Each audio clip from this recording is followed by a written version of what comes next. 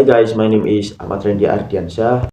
Now, this time, I and my two friends will explain what leadership is, and I invite my friend to start introduce themselves. Thank you, Randy, for giving us time to introduce ourselves. Introduce.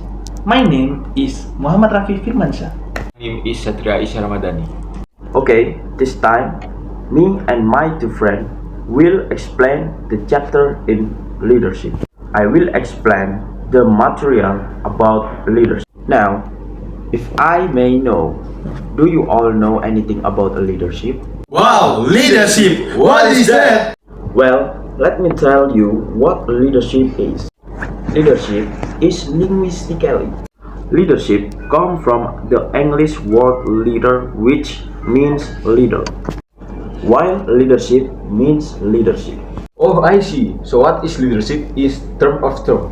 According to the term, leadership is the willingness or readiness possessed by someone who can influence, encourage, invite, guide, direct, and if necessary, force others to attempt to influence.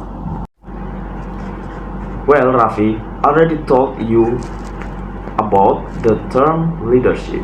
Now I'll tell you the function of leadership. Well, the first is guiding, so being a leader must be able to guide each member. Then the second is giving or building motivation. Leader must be able to motivate the member. The third is bringing their member to the intended target according the planning. The fourth is providing a good communication network. Good communication will give birth to a good relationship. My function are five. Number one, namely planning. Number two, implementation. Number two, supervision. Number four, decision making. And finally, number five, evaluation. Do you know what are the other points of leadership? Oh, obviously, we know the point is the type of leadership type. There are four of term, namely, the first is charismatic, the second is authoritarian, third democracy, and the last is liberal charismatic. Namely, charismatic leader will have very high assertiveness and authority, and are also willing to accept criticism and suggestion from their members. Then authoritarian ones are leaders who do not want to hear criticism and opinions or suggestions from their members in achieving their goals. Liberal ones are leaders who do not know anything about their subordinates and let them solve their own problem. And then the last one is democratic. Usually, democratic leaders have complete power over their members. If you are Rafi, do you know the traits of a leader? Well, I know a little about it. The first is the intention to worship God Almighty and the organization. The second is very loyal and sincere sacrifice and never give up.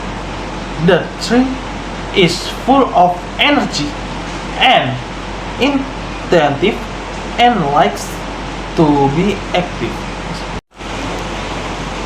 The fourth is unemotional, sympathetic, polite, and flexible. The fifth is capable, resourceful, skilled, communicative, and open. And the last is not procrastinating and always mentally ready to follow and back up.